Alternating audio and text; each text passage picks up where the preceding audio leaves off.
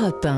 C'est une vague de tornades destructrices qui a balayé plusieurs régions du sud-est et du centre-sud des États-Unis. Kentucky, Tennessee, Arkansas, Illinois et Missouri, et un bilan très lourd de 83 morts à 7 heures.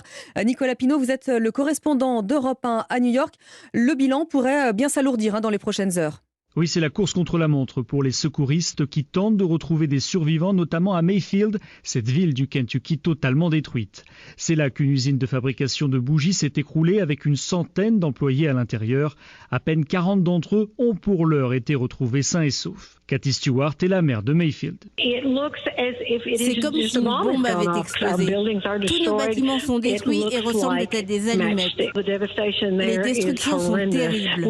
On n'a ni eau ni électricité dans la ville. Alors que l'état d'urgence a été décrété dans le Kentucky, d'autres États comme l'Arkansas, le Tennessee et le Missouri déplorent aussi des victimes. Dans l'Illinois, c'est le toit d'un entrepôt d'Amazon qui s'est effondré, faisant au moins 6 morts.